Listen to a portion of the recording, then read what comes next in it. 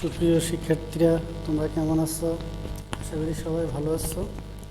আজকে আমরা ব্যাংক সমন্বয় বিবরণী করব। তো গত ক্লাস তোমরা যারা দেখেছো, তো আশা করি আজকের ক্লাসটা যদি দেখো তাহলে অনেকটা ক্লিয়ার হয়ে যাবে। আজকের ক্লাসটা অনেক ইম্পর্ট্যান্ট একটা ক্লাস, কারণ হলো এই ক্লাসের মাধ্যমে তুমি উপজের পদ্ধতিটাও জানতে পারবা এবং আরেকটা জিনিস জানতে পারবা, যেটা হলো যে আমরা অনেক সময় বলি যে ব্যাংক সমন্বয় বিবরণী দুভাবে করা হয়, একক জেরের মধ্যে দুটো পদ্ধতি। তো একটা পদ্ধতি গতকালকে আমি দেখিয়ে দিয়েছি তোমাদেরকে, আজকে আমি ট্রাই করবো আরেকটা পদ্ধতি তোমাদেরকে দেখাতে। তোমরা যারা স্ক্রিনে দেখতে পাচ্ছ যে সেখানে প্রচলিত জের পদ্ধতি বা একক জের পদ্ধতির মধ্যেই আমি লিখেছি যে নগদান বই মোতাবেক ব্যাংক জমাতিরিক্ত উত্তোলন পাস অথবা ব্যাংক বিবরণী মোতাবেক ব্যাংক জমার উদ্বৃত্ত। তো আমরা এটা যখন দেখব কোনো অঙ্কের মধ্যে, তখন আমরা কিভাবে সমাধানটা করব। কারণ আমরা একই অঙ্ককে যদি আমরা কখনো দেখি একই এন্ট্রি যোগ হচ্ছে, আবার কখনোই বিয়োগ হচ্ছে, এটা কেন? অর্থাৎ এটা কী জন্য হচ্ছে? এটা হওয়ার একটা মূল কারণ হলো যে আমরা যখনই ব্যাংক সমন্বয় বিবরণী প্রস্তুত করি, তো আমার বেজ হলো যে আমি ব্যাংক থেকে নিশ্চয়ই আমি ব্যাংক থেকে স্টেটমেন্ট নিয়ে আসব, সেই স্টেটমেন্ট নিয়েই তো আমি আমার নগদান বইয়ের সাথে মিলাবো। তো গতকালকে যেটা বলা হয়েছিল যে গত ক্লাসে যে আমি যে হিসাব রাখি সে আমার নগদান বই এবং ব্যাংক যে স্টেটমেন্ট, এই দুটো বিষয়ের সাথেই হলো মিলকরণ। তো গতকালকে আমরা যেটা করেছিলাম সেটা হলো যে আমরা গতকালকে করেছি যে ব্যাংকটাকে আমরা সঠিক ধরে আমরা এগিয়েছিলাম। আমরা মনে করেছিলাম যে ব্যাংকটা সঠিক, তাহলে ব্যাংক যদি সঠিক হয়, ব্যাংক সঠিক হলে আমার হয়ে যে এন্ট্রিগুলো ব্যাংক যোগ করবে আমি আমার নগদান বইয়ের সাথে সেগুলোকেই মিলাবো। কিন্তু আজকে আমি যেটা করব সেটা হলো যে এই লেখাটার মানে হলো যে আমানতকারী নগদান বই বা ব্যাংক কলাম ধরে সমন্বয় করতে হবে। এটার মানে হলো যে এই আমানতকারী, মানে আমি যদি আমানতকারী হই, আমার আমানতকারীর যে বই সেটা সঠিক, তাহলে সেটা ধরে আমাকে এগোতে হবে। অর্থাৎ আমি আমানতকারী, আমি যা করছি সেটাই সঠিক। যদিও এটা বর্তমানে প্রচলিত না বা বর্তমানে এটা খুব একটা কার্যকর না, তারপরও আমরা এটা যেহেতু বই আছে আমরা করব এবং দেখব। তো আমরা যেহেতু গতকালকেও আমরা এটা করেছিলাম যে আমার হয়ে ব্যাংক কী কাজগুলা করছে, আমার হয়ে ব্যাংক এই কাজগুলা করছে, আমার হয়ে ব্যাংক দানাদার থেকে ব্যাংক আমার অ্যাকাউন্টে টাকা জমা দিয়েছে বা বিনিয়োগের সুদ লভ্যাংশ আদায় করছে, প্রাপ্য বিল, আমার হয়ে ব্যাংক এই কাজগুলা করছে। তো আমার হয়ে যদি ব্যাংক কিছু করে সেটা আমার এখানে মুখ্য নয়, আমি কি করছি সেটাই হলো আমার এখানে মুখ্য। যেমন আমরা এই এন্ট্রিগুলোকে যখন আমরা এইভাবে করব, তখন আমরা কেন সেগুলোকে আমরা বাদ দিব বা আমরা কেন সেগুলোকে বিয়োগ করব, এর একটা কারণ হলো আমি যদি আমার বই ধরে, আমানতকারীর বই ধরে বা আমার এই বইটাকে সঠিক মনে করে আমি হিসাব করি, তাহলে আমাকে দেখতে হবে যে, খেয়াল রাখতে হবে আমার আমানতকারীর হিসাবে যদি 10,000 টাকা থাকে, 10,000 টাকা থাকে এবং ব্যাংকের মধ্যেও আমি 10,000 টাকা নিয়ে যদি হিসাবটা শুরু করি, তাহলে আমি কি করব? ধরে নিলাম যে আমার অ্যাকাউন্টে ব্যাংক যদি দেনাদারের কর্তৃক আমার অ্যাকাউন্টে টাকা জমা করে, সাপোজ আমার অ্যাকাউন্টে 2,000 টাকা ব্যাংক জমা করে দিল, আমার দেনাদার আমার অ্যাকাউন্টে টাকা জমা দিল, কিন্তু আমি নগদান বইতে তো সেটাকে আমি অ্যাড করিনি, কারণ আমি নগদান বইটাকে সঠিক ধরে হিসাব করছি। সো নগদান বইতে আমি 1 টাকাও বাড়াইনি। তো যেহেতু ব্যাংক টাকাটা বাড়িয়ে ফেলছে, তাহলে সেটা কি করতে হবে? এখন বিয়োগ করতে হবে। ঠিক সেম প্রত্যেকটা এন্ট্রি আমরা এরকমভাবে করব। কিন্তু সেখানে একটা ব্যতিক্রম এন্ট্রি আছে, সেটা হলো ইস্যুকৃত যে চেকটা, সেই ইস্যুকৃত চেকটা একটু ব্যতিক্রম। কিভাবে? ইস্যুকৃত চেকটাতে আমরা নর্মালি যেটা করি সেটা হলো যে ইস্যুকৃত চেকটা আমরা বলছিলাম যে সেটা ব্যাংক স্বাভাবিকভাবেই সেটা ব্যাংক থেকে যায়নি, কিন্তু আমানতকারী সেই টাকাটা আমানতকারী দিয়ে দিয়েছে আমানতকারীর বইতে। তাহলে আমানতকারী কি করছে, অর্থাৎ এই এন্ট্রিগুলো ব্যাংক আমার অ্যাকাউন্টে টাকা, এইগুলোর মাধ্যমে ব্যাংক আমার অ্যাকাউন্টে টাকাকে বাড়াই ফেলছে, অর্থাৎ আমার অ্যাকাউন্টে টাকা অ্যাড হয়েছে, কিন্তু আমানতকারী তো তার বইতে 1 টাকা অ্যাড করেনি। সো এগুলো সব বিয়োগ হবে, এগুলো অ্যাড হবে না। কিন্তু ইস্যুকৃত যে চেকটা, ইস্যুকৃত চেক, সেই ইস্যুকৃত চেকটা অরিজিনালি এখানে আমরা আগের হিসাবে এটা যোগ করতাম, এখন এটা কেন বিয়োগ করব? অরিজিনালি শুধুমাত্র ইস্যুকৃত যে চেকটা আছে আমাদের কাছে, ইস্যুকৃত চেক, এই ইস্যুকৃত চেকটা আমানতকারী অরিজিনালি সেটা বিয়োগ করছে, আমানতকারী তার হিসাবে বিয়োগ করছে, যে জন্য এই ইস্যুকৃত চেকটা এখন বিয়োগ হবে। বাকি কোনো এন্ট্রি আমানতকারী বিয়োগ করে নাই, সেটা ব্যাংক করছে, তো এটা আমরা বাকিগুলো আমরা বিয়োগ করব। এবার আমরা যাব যে ব্যাংক ধার্যকৃত চার্জ, এটার মাধ্যমে ব্যাংক আমার অ্যাকাউন্ট থেকে টাকা কেটে নিয়ে গেছে। যেমন ধরে নিলাম আমার অ্যাকাউন্ট থেকে ব্যাংক চার্জ 2000 টাকা কেটে নিয়ে গেছে, 2000 টাকা আমার অ্যাকাউন্ট থেকে ব্যাংক চার্জ কেটে নিয়ে গেছে। কিন্তু আমি যদি আমার নগদান বইটা সঠিকভাবে ধরি, আমার এখানে 1 টাকা ব্যালেন্স চেঞ্জ হয় নাই। তো ব্যাংক আমার অ্যাকাউন্টে যদি, আমারই অ্যাকাউন্ট, ব্যাংক যদি আমার এখানে 8000 টাকা থেকে যদি 2000 টাকা সরি 10,000 টাকা থেকে 2000 মাইনাস করে 8000 দেয়, তাহলে আমার ব্যাংকের যে কলামটা সেটা কমে গেল। তাহলে যেটা করতে হবে সেটা হলো যোগ করব কেন, তাই না?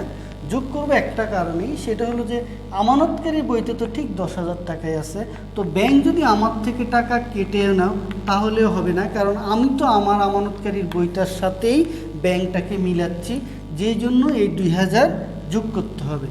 বা প্রদেয় বিলের টাকা ব্যাংক কর্তৃক যদি পরিশোধ হোক, কিন্তু আমানতকারীর বইতে তো সেটা মাইনাস হয় নাই, আমানতকারী তো সেটা বিয়োগ করেনি, সো এটা যোগ হবে।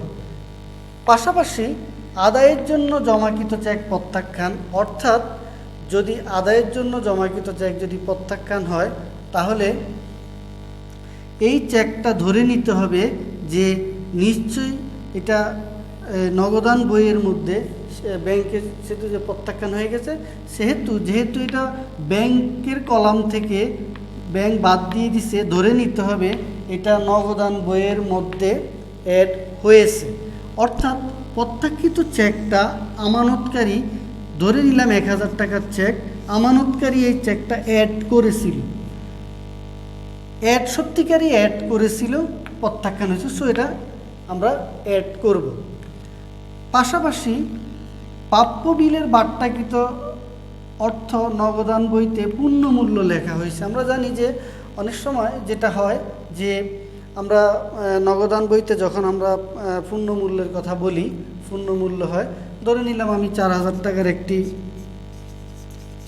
টাকার একটি যে প্রাপ্য বিল পেলাম, ব্যাংক আমার অ্যাকাউন্টে সেটা 3800 টাকা অ্যাড করেছে, বাকি 200 টাকা ব্যাংক চার্জ কেটে নিয়েছে।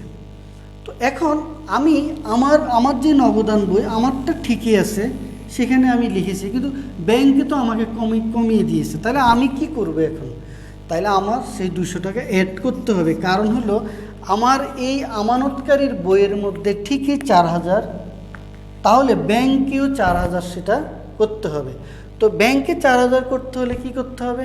যেটা করতে হবে, ব্যাংকে এই 200 টাকা আবার অ্যাড করতে হবে, নাহলে মিলবে না। কারণ আমি যে 4000 টাকা আগে লিখে ফেলছি, ওই 4000 টাকা আমি সঠিক, কারণ আমি তো আমার আমানতকারীর বই ধরে হিসাব করছি।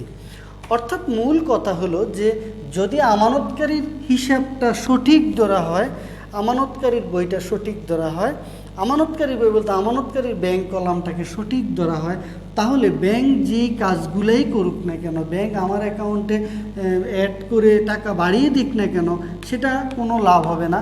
কিন্তু আবার ব্যাংক আমার অ্যাকাউন্ট থেকে যেগুলো কেটে নিয়ে গেছে, লাভ হবে না, কারণ আমি কি করছি সেটা হলো মুখ্য বিষয়।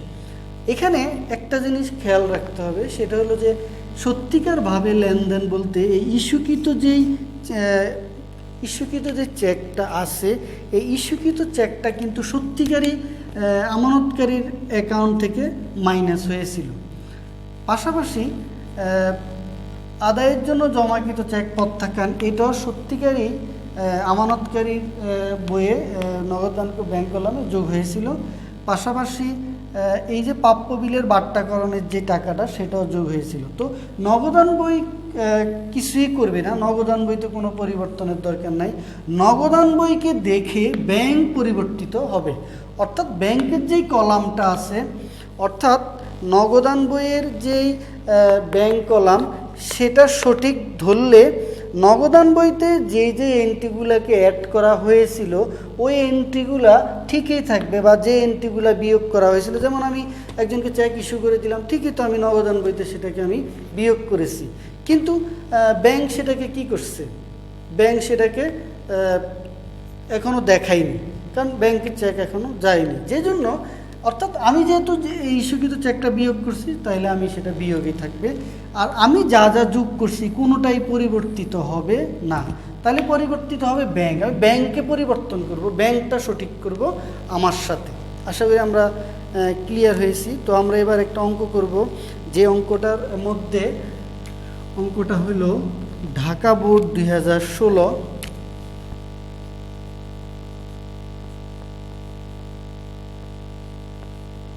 ঢাকা বোর্ড 16 এই অঙ্কটা এই পদ্ধতিতে করা আছে। তো আমরা এটা এখন করব।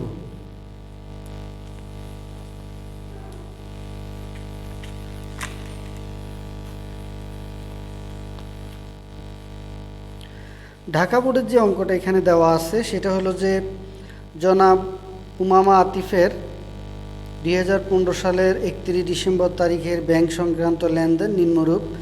এখানে বলা আছে 2015 সালের 31 ডিসেম্বর তারিখে ব্যাংক সংক্রান্ত লেনদেনের মধ্যে আছে 2015 সালের 31 ডিসেম্বর তারিখে নগদান বই মোতাবেক ব্যাংক জমাতিরিক্ত। নগদান বই মোতাবেক ব্যাংক জমাতিরিক্ত বলতে আমরা আবারও বলছি আমানতকারীর ব্যাংক কলামটা সঠিক, সেই হিসাবে আমরা এগোবো। তো আমরা প্রথমে প্রচলিত পদ্ধতিতে আমরা অঙ্কটা করি।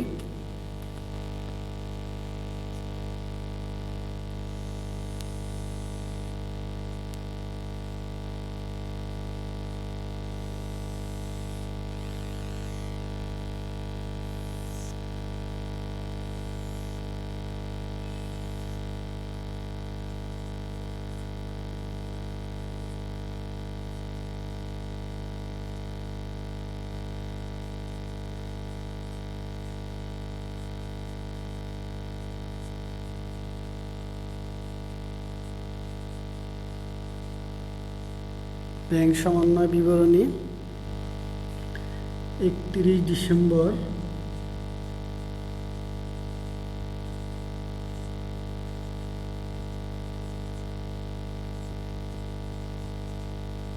সমাপ্ত বছরের।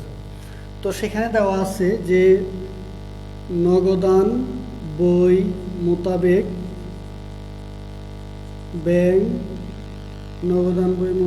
ব্যাংক জমাতিরিক্ত, অর্থাৎ আমার নগদান বইটা সঠিক, আমি নগদান বইটাকে সঠিক ধরে আমি এগোচ্ছি। নগদান বই ঠিক যে এন্ট্রিটা অ্যাড করেছিল ওইটা আমি এখন আমি যেটা করছি এটা কিন্তু আমি নগদান বই করছি না, এটা আমি ব্যাংকটাকে সঠিক করছি আমার সাথে। আমার নগদান বইটা সঠিক আছে, আমি আমার ব্যাংকটাকে সঠিক করছি, যে ব্যাংক কলামটা আছে সেটাকে। তো এখানে যেটা বলা আছে 1 নম্বরে যোগ হলো যে যেটা বলা আছে প্রথমে আছে এখানে পাওনাদার বরাবর 1000 টাকা, 15,000 টাকা, 5,000 টাকা তিনখানি চেক ইস্যু করা হয়েছিল। আমরা জানি যে যেহেতু নগদান বইটা সঠিক, সেহেতু নগদান বইতে যেহেতু ইস্যুকৃত চেকটা বিয়োগ করা হয়ে গেছে, ইস্যুকৃত চেকটা যেহেতু মাইনাস করে ফেলছে, তাহলে এখানেও মাইনাস করতে হবে, কারণ নগদান বই অনুযায়ী আমাদেরকে এগুতে হবে। তাহলে আমরা এটা বিয়োগ করব। পরেরটা হলো আদায়ের জন্য 15,000 টাকার চেক এবং 14,000 টাকার প্রাপ্য বিল 29 ডিসেম্বর 2015 তারিখে ব্যাংকে জমা দেয়া হয়। চেকখানি 3 জানুয়ারি 2016 তারিখে আদায় হলেও প্রাপ্য বিলখানি এখনও আদায় হয়নি। অর্থাৎ এখানে যেটা বলা হয়েছে যে আদায়ের জন্য জমাকৃত চেক ব্যাংক কর্তৃক আদায় হয়নি, সহজ কথা। তো আদায়ের জন্য জমাকৃত চেক, এটা আমরা আগের নিয়মে যেটা গত ক্লাস আমি করেছি সেটা আমরা বিয়োগ করেছি। এখন কেন আমরা যোগ করব? আমরা যোগ করার একটা কারণ হলো যে আমি আমার এই নগদান বইটাকে সঠিক ধরে আমি এগুচ্ছি। নগদান বইতে কিন্তু আমি আদায়ের জন্য জমাকৃত চেক আমি যোগ করছিলাম। কিভাবে? আমি যদি একজনের কাছ থেকে 5,000 টাকার একটা চেক পেয়ে থাকি, তাহলে আমি নিশ্চয়ই আমি আমার নগদান বইতে সেটাকে আমি যোগ করেছি, যোগ করে আমি সেটা ব্যাংকে জমা দিয়েছি। তো যেহেতু আমার অলরেডি যোগ করা আছে, তাইলে আমার আর যোগ করতে হবে না। তাইলে আমি এখন কাকে যোগ করব, কোথায় যোগ করব? সেটা আমি এখন ব্যাংকে যোগ করব। তার মানে আমি এখন যে হিসাবটা করছি সেটা আমি নগদান বইয়ের যে ব্যাংক কলামের কথা বলা আছে সেটার সাথে আমি এখন ব্যাংক পাসবইয়ের আমার যে স্টেটমেন্ট আছে সেই স্টেটমেন্টটাকে আমি এখন মিলাচ্ছি। এই জন্য আমি এটাকে অ্যাড করছি। তাহলে আমরা দিতে পারি 1 নম্বরে আদায়ের জন্য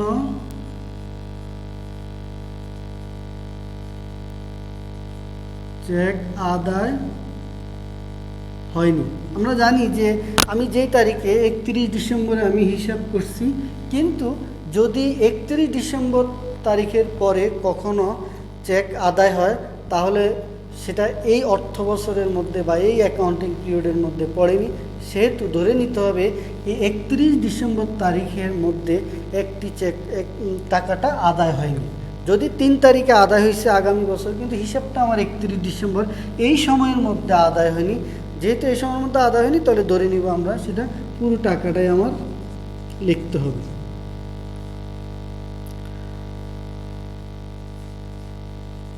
এবার আমরা যেটা করব সেটা হলো যে আরেকটা এন্ট্রি আছে 4 নম্বরে, সেটা হলো দেনাদার থেকে প্রাপ্ত 30,000 টাকার চেক আদায়ের জন্য ব্যাংকে জমা দেয়া হয়, কিন্তু নগদান বইতে লিপিবদ্ধকরণ বাদ পড়েছে। দেনাদার থেকে প্রাপ্ত চেক আদায়ের জন্য ব্যাংকে জমা দেওয়া হয়, কিন্তু সেটা থেকে বাদ পড়েছে। সেটা হলো যে 30,000 টাকার যে চেকটি। তো স্বাভাবিকভাবে আমরা যেটা মনে করি, গতদিন আমি এরকম একটা এন্ট্রি তোমাদেরকে দেখিয়েছিলাম, সেটা হলো যদি আমি আমার যে দেনাদার তার কাছ থেকে আমি যদি কোনো চেক পাই, সেখানে 2 ধরনের আদায়ের জন্য বলা থাকে। একটা হলো আদায়ের জন্য জমাকৃত চেক আদায় হয়নি, আরেকটা হলো বলা থাকে আদায়ের জন্য জমাকৃত চেক নগদান বইতে লেখা হয়নি। তার মানে আমরা জানি যে আমি যখন দেনাদারের কাছ থেকে কোনো চেক পাই, সেই দেনাদারের কাছ থেকে চেকটা পাওয়ার সাথে সাথে আমি আমার নগদান বইতে লিপিবদ্ধ করি, তখন সেটা ব্যাংকে আমি জমা দিই। কিন্তু এমনও হতে পারে যে আমি আদায়ের জন্য ব্যাংকে জমা দিলাম, সরাসরি আমি টাকাটা ব্যাংকেই জমা দিয়ে দিলাম, আমি আর আমার নগদান বইতে লিখিনি। তাহলে এটা কি হবে? এটার মতো না। এটা হলো আমি নগদান বইতে অ্যাড করে ব্যাংকে নিয়েছি। এটা হলো আদায়ের জন্য আমি চেকটা নগদান বইতে লিখিনি, কিন্তু ব্যাংকে জমা দিয়েছি। তার মানে নগদান বইতে লেখা হয়নি, কিন্তু ব্যাংকে থেকে আদায় হয়ে গেছে। তার মানে ভুলটা যে কোনো একদিকে হবে, 2 দিকে না। তার মানে একদিকে যেহেতু বলা আছে নগদান বইতে লেখা হয়নি, তাইলে নিশ্চয়ই ব্যাংকে জমা হয়েছে। যেহেতু আমি নগদান বইটাকে সঠিক ধরে এগোচ্ছি, তাহলে আমাকে যেহেতু নগদান বইতে অ্যাড হয়নি, তাহলে বুঝে নিব ব্যাংকে তো অ্যাড হয়েছে। তো ব্যাংকে অ্যাড হলে লাভ হবে না, কারণ যেহেতু আমার নগদান বই সঠিক, তাইলে আমি সেখানে যেহেতু লিখি না, তাহলে আমার ব্যাংকের ব্যালেন্স বেড়ে গেছে। সো আমি এখন মাইনাস করে সেটাকে কমাবো। এরপরে আছে 4 তারিখে 4,000 টাকার একখানি প্রাপ্য বিল 3800 টাকায় বাট্টাকরণ করা হয়, কিন্তু নগদান বইতে পূর্ণ মূল্যে লিপিবদ্ধ করা হয়। অর্থাৎ আমি যদি আমার দেনাদারের কাছ থেকে প্রাপ্য বিল আদায় করি, আদায় করার সাথে সাথে আমি যেটা করব সেটা হলো যে আমি 4,000 টাকা আমি আমার নগদান বইয়ের মধ্যে আমি লিপিবদ্ধ করে ফেলছি। আমি 4,000 টাকা প্রাপ্য বিল, কিন্তু সেটা ব্যাংকে গিয়ে আমার অ্যাকাউন্টে জমা হয়ে গেছে 3,800 টাকা। তো স্বাভাবিকভাবে আমাদের মনে প্রশ্ন যে এটা আমরা কখনো দেখি অ্যাড হয়, কখনো এটা বিয়োগ হয়। তো একটা এই কারণে হচ্ছে, যেহেতু আমার নগদান বইটা সঠিক, নগদান বই সঠিক যেহেতু আমার, তাহলে আমি তো 4000 টাকা সঠিকই লিখেছি, এটাকে আমি পরিবর্তন করব না। কিন্তু আমি তো পরিবর্তন করছি ব্যাংকটাকে, ব্যাংকে তো আমার এটা 3800 টাকায় লিপিবদ্ধ হয়েছে। সো ব্যাংক যেহেতু কম লিখছে, তাহলে ব্যাংকের আমি সেটা বাড়াই 4000 করব। অর্থাৎ এই নিয়মে আমার সাথে অর্থাৎ আমার আমানতকারীর নগদান ব্যাংক কলামের সাথে ব্যাংকের আমি মিলাবো। যেই জন্য আমি 4000 ঠিকই লিখে ফেলছি, এটা আমি দেখাচ্ছি না, আমি দেখাচ্ছি যে এই 2200 টাকা কম লেখা হয়েছে, এখন লিখতে হবে। আমি ব্যাংকটাকে সঠিক করছি, নগদান বইকে নয়। তো যে জন্য আমরা 200 টাকা এখানে দেখাবো যে 2 নম্বরে আছে বাট্টাকৃত প্রাপ্য বিল পূর্ণমূল্য লেখা হয়েছে 200 টাকা। এরপরে আমরা যেটা করব সেটা হলো যে ব্যাংক কর্তৃক দেনাদার হতে সরাসরি আদায়। আমরা জানি যে ব্যাংক কর্তৃক যদি দেনাদার সরাসরি আদায় করে ব্যাংক, তাহলে ব্যাংকে টাকা বেড়ে গেছে, কিন্তু আমার নগদান বইতে বাড়েনি, সেহেতু আমি সেটাকে বিয়োগ করব। এরপরে যেটা আছে 22 ডিসেম্বর 2015 তারিখে আদায়ের জন্য ব্যাংকে জমাকৃত চেক 3000 টাকা 25 ডিসেম্বর 2015 তারিখে প্রত্যাখ্যান হয়, কিন্তু নগদান বইতে লিপিবদ্ধ হয়নি। অর্থাৎ যেটা হয়েছে যে আমরা প্রত্যাখ্যিত চেকটা কেন অ্যাড করব, এর কারণ হলো আমি যখন চেক পেয়েছিলাম, কত টাকার চেক পেয়েছিলাম, সেটা হলো যে 3000 টাকার চেক আমি যখন পেয়েছিলাম, তখন আমি আমার নগদান বইতে ঠিকই আমি 3000 টাকা অ্যাড করেছিলাম। আমার এটা ঠিকই আছে, কারণ আমি তো নগদান বইটা সঠিক, তাইলে আমারটা ঠিক আছে। তাইলে ব্যাংক আমাকে সেটা প্রত্যাখ্যান করে দিছে, সেটা আমার অ্যাকাউন্টে জমা হয়নি। অর্থাৎ আমি তো অ্যাড করেছি, আমি যেহেতু করেছি, তাহলে ব্যাংকেও এখন সেটা করতে হবে 3000, কারণ ব্যাংকে আমার সাথে মিলতে হবে। এটা হলো আমার যে নগদান বই আছে এইটার সাথে আমি ব্যাংকে মিলাচ্ছি, তাহলে ব্যাংক আমার এটা প্রত্যাখ্যান করে দিল, কিন্তু আমি তো আমার নগদান বইতে লিপিবদ্ধ করে ফেলছি 3000, সেহেতু ব্যাংক এখন করতে হবে, তাইলে মিলবে। অর্থাৎ আমার আমানতকারীর নগদান বইয়ের ব্যাংক কলামের সাথেই ব্যাংকটাকে আমি মিলাবো। সেই জন্য আমরা প্রত্যাখ্যিত চেকটাকে আমরা যোগ করব। আদায়ের জন্য জমাকৃত চেক প্রত্যাখ্যান, সেটা হলো 3000 টাকা। এরপর আমরা যেটা করব সেটা হলো যে ব্যাংক জমাতিরিক্তের সুদ 500 টাকা, ব্যাংক চার্জ 200 টাকা। আমরা জানি যে ব্যাংক জমাতিরিক্তের সুদ এবং ব্যাংক চার্জ এটা হলো যে এটা খরচ, এবং এই দুটো হলো একজন যে আমানতকারী তার অ্যাকাউন্ট থেকে কেটে নেওয়া হয়। তো যেহেতু আমানতকারীর অ্যাকাউন্ট থেকে 500 টাকা এবং 200 টাকা মাইনাস করে ফেলছে ব্যাংকে, কিন্তু আমানতকারীর অ্যাকাউন্টে সে বিয়োগ করেনি। তো যেহেতু আমরা আমানতকারীকে সঠিক দরে করছি, সেহেতু এখানে আমানতকারী তার অ্যাকাউন্টটাকে এটা যোগ করে দিতে হবে, তাহলে মিলে যাবে। তো এখন আমরা লিখব যে ব্যাংক জমাতিরিক্তের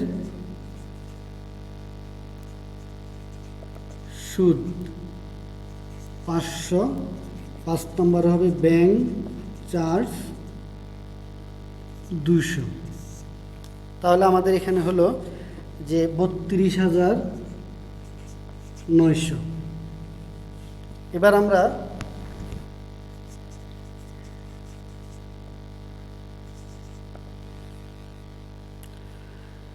কোন কোন এন্ট্রিগুলো বিয়োগ হবে, অর্থাৎ কেন বিয়োগ হবে সেটা আমরা শিখব। বিয়োগ হবে এই কারণে, সেটা হলো যে ব্যাংক আমানতকারী যে এন্ট্রিগুলোকে বিয়োগ করবে, অর্থাৎ ব্যাংক যদি যোগ করেও হবে না, কিন্তু আমানতকারী সেটাকে কি করছে, আমানতকারীর যে নগদান বইয়ের যে ব্যাংক কলাম সেটাকে বিয়োগ করা হয়েছে কিনা। তো এখানে যেটা বলা আছে 2 নম্বরে, পাওনাদার বরাবর 10,000 টাকার, 15,000 টাকার, 5,000 টাকার 3খানি চেক ইস্যু করা হয়েছে, কিন্তু 5,000 টাকার চেকখানি 31 ডিসেম্বরের মধ্যে আমরা কেন এটাকে এই নিয়মে বিয়োগ করি? এর একটা কারণ হলো এখানে যেটা বলা আছে সেটা হলো যে 3খানি চেক, একটা 10,000, একটা 15,000, আর একটা হলো 5,000। 3টা চেক আমানতকারীর যেই ব্যাংক কলাম নগদান বই, সেখানে চেকটা পাওয়ার সাথে সাথে আমরা বলেছি যে পাওনাদার ডেবিট, আমরা সেটাকে আমরা চেক ইস্যু করার সাথে সাথে আমরা যেটা বলেছি সেটা হলো যে পাওনাদার ডেবিট, ব্যাংক ক্রেডিট, কারণ আমার ব্যাংক থেকে টাকাটা কমে যাবে। তো আমি তো বিয়োগ করেছি সঠিক, কিন্তু প্রশ্ন হলো যে এই টাকাটার কোন টাকাটা সত্যিকার অর্থে ব্যাংক থেকে কমে গেছে। এই 3টার মধ্যে শুধুমাত্র 5,000 টাকার যে চেকটা, সেই 5,000 টাকার চেকটা ব্যাংক থেকে তুলে নেওয়া হয়েছে। তাহলে যেটা আমিও করেছি, ব্যাংকও করেছে, সেটা আমাকে এখানে দেখানোর প্রয়োজন নেই। আমি শুধু এখানে ভুলটা বা যে গড় মিলটা সেটাই আমি দেখাবো।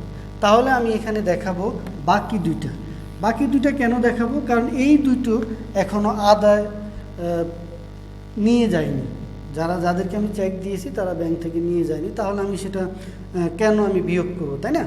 আমি নগদান বইয়ে সেটা বিয়োগ করেছিলাম, তো যেহেতু আমি যা করছি ব্যাংকও তা করবে, ব্যাংকটাকে আমি তা মিলাবো, সেই জন্য আমি এটাকে বিয়োগ করব। তাহলে আমি এখানে 1 নম্বরে লিখব ইস্যুকৃত চেক উপস্থাপিত হয়নি। দুটো চেককে আমি এখানে লিখব। দুটো চেক হলো 25,000 টাকা, 10,000 এবং 15,000। এর পরবর্তীতে আমরা যেটা করব, আরেকটা এন্ট্রি আছে এখানে গুরুত্বপূর্ণ, সেটা হলো যে দেনাদার থেকে প্রাপ্ত 30,000 টাকা, 30,000 টাকা না, এটা হলো যে এখানে দেওয়া আছে ব্যাংক কর্তৃক দেনাদার হতে সরাসরি আদায়, অর্থাৎ আমার অ্যাকাউন্টে আমার যে দেনাদার আছে সে সরাসরি আমার অ্যাকাউন্টে 24,000 টাকা অ্যাড করে দিয়েছে। ঠিক আছে, তাহলে আমার যে নগদান বই সেখানে কিন্তু টাকাটা অ্যাড হয়নি। যেহেতু আমার নগদান বইয়ে, সাপোজ আমি আমার নগদান বইয়ে ধরে নিলাম 20,000 টাকা ব্যালেন্স, ব্যাংকেও 20,000 টাকা ব্যালেন্স, একজন দেনাদার আমার অ্যাকাউন্টে 24,000 জমা দিয়ে দিল, তাহলে আমার অ্যাকাউন্টে হয়ে গেল 44,000, কিন্তু আমার নগদান বই ঠিকই 20,000।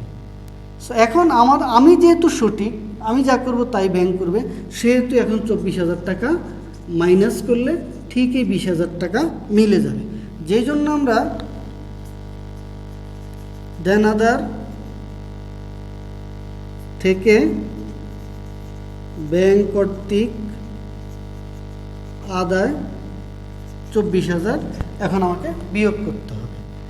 এরপর যেটা আমরা করব সেটা হলো যে আরেকটা গুরুত্বপূর্ণ এন্ট্রি আছে, সেটা হলো যে এখানে আছে যে দেনাদার থেকে প্রাপ্ত 30,000 টাকার চেক আদায়ের জন্য জমা দেয়া হয়, কিন্তু নগদান বইতে লিপিবদ্ধকরণ হয়নি। তাহলে 3 নম্বরে হবে আদায়ের জন্য জমাকৃত চেক আদায় হয়নি 30,000। অনেক সময় আমাদের প্রশ্ন যে এখানে আদায়ের জন্য জমা হলো, এখানে কেন বিয়োগ হলো?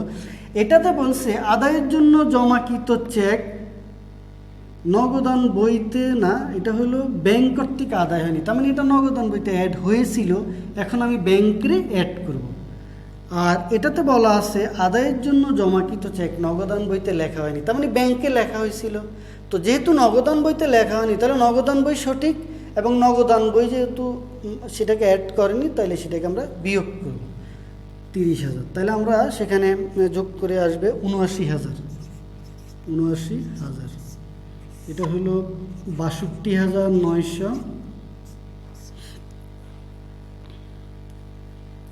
এটা হলো 16,100। কেমন? এবার এটাকে আমরা লিখবো, যেটা এখানে লিখছি নগদান বই মোতাবেক ব্যাংক জমাতিরিক্ত, তাহলে এটাকে আমরা এখন লিখবো ব্যাংক বিবরণী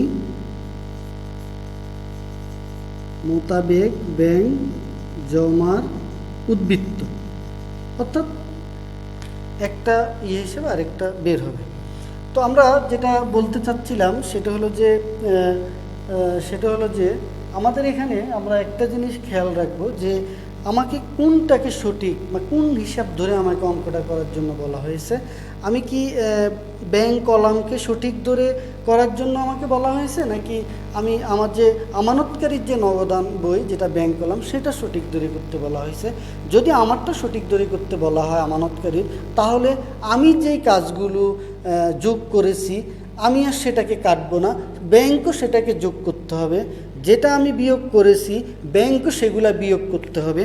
অর্থাৎ এখানে যে কয়টা এন্ট্রি দেওয়া আছে এই এন্ট্রিগুলোর মূল কথা হলো যে এখানে যা বলা আছে তা আমি এই এন্ট্রিগুলো যোগ করার একটা মূল কারণ হলো যে আমি এখানে কোনো একটা এন্ট্রি ব্যাংক অবস্থায় যে ব্যাংক আমার থেকে চার্জ কেটে নিল, সেটা আমি মনে করি যে চার্জ আমার থেকে কেন চার্জ কাটবে, আমি তো নগদান বইতে সেটা মাইনাস করিনি। আবার জমাতিরিক্ত সুদ সেটাও তো আমার নগদান বইয়ে কমে যায়নি, কিন্তু ব্যাংক কেন কমাল? অর্থাৎ এটার সিস্টেমটা হলো আমানতকারী ব্যাংকটাকে তার যে নগদান বইয়ের যে ব্যাংক কলাম সেটার সাথে মিলাবে, এটাই। যে জন্য আমাদের জিনিসগুলো একটু গড়মিল মনে হয়, আসলে বিষয়টা তা না। বিষয়টা হলো আমানতকারী যা করবে তাই ব্যাংক করবে, এটাই হলো এটা। তো আমরা আশা করি ক্লিয়ার হলাম। এবার আমরা যেটা চেষ্টা করব যে জাবেদাগুলো কিভাবে সমাধান করব সেটা আমরা করব। তোমরা একটু খেয়াল করবা, সেটা হলো এখানে কিছু এন্ট্রি আছে যে এন্ট্রিগুলো অলরেডি নগদান বইয়ের মধ্যে হিসাবভুক্ত হয়ে গেছে। কোনগুলো হিসাবভুক্ত হয়ে গেছে? আদায়ের জন্য জমাকৃত চেক, এটা নগদান বইতে অলরেডি হিসাবভুক্ত হয়ে গেছে। সো এটা হয়ে গেছে, কেমন? এবার এইটাও নগদান বইতে হিসাবভুক্ত হয়ে গেছে। আচ্ছা, এবার আরেকটা হলো যে ইস্যুকৃত চেক, এইটাও নগদান বইতে হিসাবভুক্ত হয়ে গেছে, ঠিক আছে? আচ্ছা, আরেকটা হলো আদায়ের জন্য জমাকৃত চেক আদায় হয়নি, আদায়ের জন্য জমাকৃত চেক এটাও হিসাবভুক্ত হয়ে গেছে। তাহলে এখানে আমাদের দেখতে হবে যে অঙ্কের মধ্যে কি বলা আছে জাবেদার ব্যাপারে। অঙ্কেতে বলা আছে উপরের 6 এবং 7 নং লেনদেনগুলো জাবেদা করো। 6 এবং 7 নং যে জাবেদাটা আছে সেটা হলো, অর্থাৎ আমি ওই এন্ট্রিগুলোর জাবেদাই করব যেগুলো এখনও ব্যাংকের মধ্যে অলরেডি হিসাবভুক্ত হয়ে গেছে কিন্তু নগদান বইতে হয়নি, ওগুলাকে আমি হিসাবভুক্ত করব। যেগুলো নগদান বইতে হিসাবভুক্ত হয়ে গেছে ওই এন্ট্রিগুলোকে করার প্রয়োজন নেই।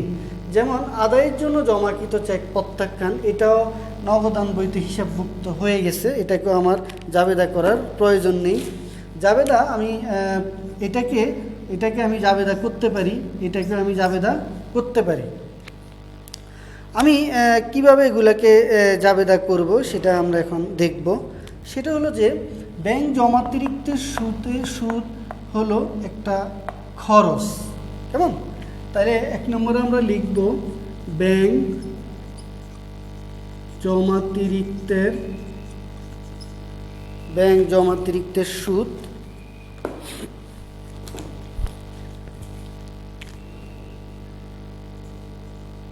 ব্যাংক জমাতিরিক্তের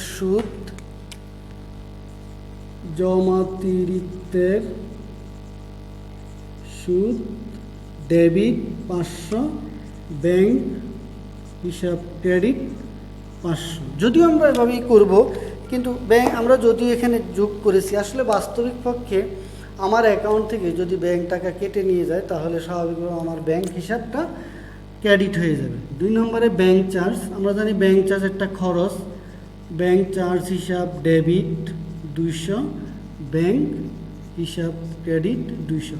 অর্থাৎ যেই সমস্ত এন্ট্রিগুলো আমার ব্যাংক হিসাবকে হ্রাস করে দিবে বা কমিয়ে দিবে ওই ধরনের হিসাবগুলোকে স্বাভাবিকভাবে আমি জাবেদা করার সময় ব্যাংকটাকে ক্রেডিট করব। এরপরে এখানে যেটা আছে দেনাদার থেকে ব্যাংক কর্তৃক আদায় 24,000 টাকা, দেনাদার থেকে ব্যাংক কর্তৃক আদায়। যদি ব্যাংক আদায় করে তাহলে আমার অ্যাকাউন্টে টাকাটা নিশ্চয়ই জমা হয়ে গেছে, তাহলে ব্যাংক হিসাব হবে ডেবিট 24,000, প্রাপ্য হিসাব বা দেনাদার ক্রেডিট 24,000। কেমন? এরপরে আমাদের এখানে যেটা আছে যে আরেকটা এন্ট্রি আছে এখানে যে যদি কোনো চেক প্রত্যাখ্যান হয়ে যায়, প্রত্যাখ্যান হলে সেটা আমরা আরেকটা ব্যাপার আছে, যেমন আমি যদি কারো কাছ থেকে চেক পাই, চেকটা পাওয়ার সাথে সাথে আমি একটা জাবেদা দিব, সেটা হলো ব্যাংক হিসাব ডেবিট দেনাদার বা প্রাপ্য হিসাব ক্রেডিট। চেকটা পাওয়ার সাথে সাথে এই চেকটা যখন আমি পেয়ে গেলাম, চেকটা পাওয়ার সাথে সাথে আমি দেনাদারের কাছ থেকে যখন পেলাম তখন আমি এই জাবেদা দিলাম। ব্যাংক ডেবিট করার মূল কারণ হলো যে আমি ধরে নিলাম যে চেকটা আমার ব্যাংকে জমা হবে, আমার অ্যাকাউন্টে টাকাটা জমা হবে। কিন্তু যখনই এই চেকটা প্রত্যাখ্যান হয়ে যায়, এই চেকটা প্রত্যাখ্যান হলে আমাকে আবার ওই দেনাদারকে বলতে হবে যে তখন আমার আবার দেনাদার বেড়ে যাবে, কারণ আমি আবার তার কাছ থেকে টাকা দাবি করতে পারবো। তাইলে দেনাদার হিসাব ডেবিট ব্যাংক হিসাব ক্রেডিট 3,000। তাহলে এটা হলো যদি আমি দেনাদারের কাছ থেকে কোনো চেক গ্রহণ করি আদায়ের জন্য সেই জাবেদা, তাহলে এগুলোর কেন দিলাম না? এগুলো অলরেডি এই জাবেদাগুলো ইনক্লুডেড আছে নগদান বইতে। কিন্তু যদি প্রত্যাখ্যান হয়ে যায় তাহলে আবার আমি তার কাছ থেকে টাকা দাবি করতে পারবো, যেই জন্য আমি যেহেতু ব্যাংকে ডেবিট করছিলাম, ধরে নিলাম যে ব্যাংকে জমা হবে, তাইলে এখন আমি আবার সেটাকে বিয়োগ করে দিলাম। তো প্রিয় শিক্ষার্থী, আশা করি তোমরা বুঝতে পেরেছ যে আমরা এই নিয়মে যখন অঙ্কগুলো করব, তোমাদের কারো যদি কোনো প্রশ্ন থাকে তাহলে আমার ইউটিউব চ্যানেলে কমেন্ট করতে পারো, সেখানে আমি পরবর্তীতে তোমাদেরকে জানিয়ে দিব কোথায় কোথায় প্রবলেম না বুঝলে। আশা করি সবাই ভালো থাকবা, এবং আমার পরবর্তী যে উভয়ের পদ্ধতি আছে সেই ভিডিওটা খুব শীঘ্রই পেয়ে যাবা। আশা করি তোমরা আমার সাথেই থাকবা। ধন্যবাদ সবাইকে।